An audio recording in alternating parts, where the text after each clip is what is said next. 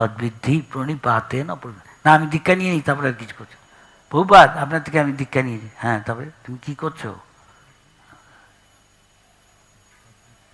এমন আছে হয়তো এখন কেউ অনেক বছর হয়ে গেছে, একবার মঙ্গলারতি যায় না, একটা জব করে। জিজ্ঞেস করায়, যাই না এদের সংখ্যা কত, মনে হয় তেমন না। মহারাজ কি, মহারাজ কি বলো, কেন তুমি এখনো 9টা বাজে, এখন এক মালা হয়নি?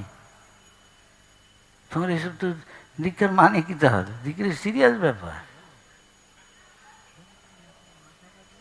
মঙ্গলারতি করেছো?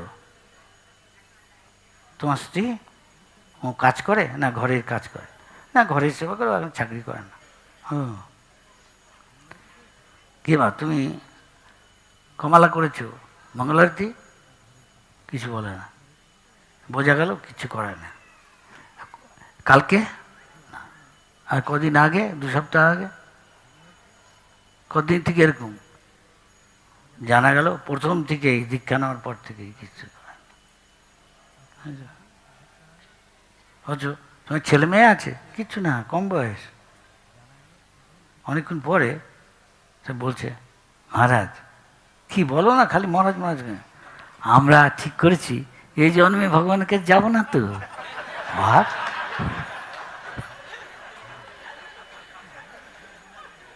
এই জন্য আমার প্ল্যান করেছি ভগবানের কাছে যাবো না।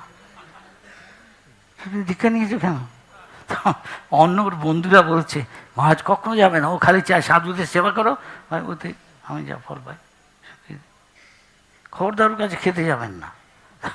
ও নিবর্তনও কিন্তু করবে, কিন্তু সবাই যদি জিজ্ঞেস করে, তোমার দীক্ষা হয়েছে, ঠিক আছে, হ্যাঁ ইস্কনে, তখন ও চায় যে যদি বলে আমি না, ভাল লাগে না, লোকে কী ভাববে, তাই দীক্ষা নিয়েছে কিন্তু করছে না কিছু। কেন? মহারাজ আমি ঠিক করেছি আমরা দুজন এই জন্মে তো ভগবান কাছে যাবো না তো। প্ল্যান বোঝো কত রকমের ভক্তি।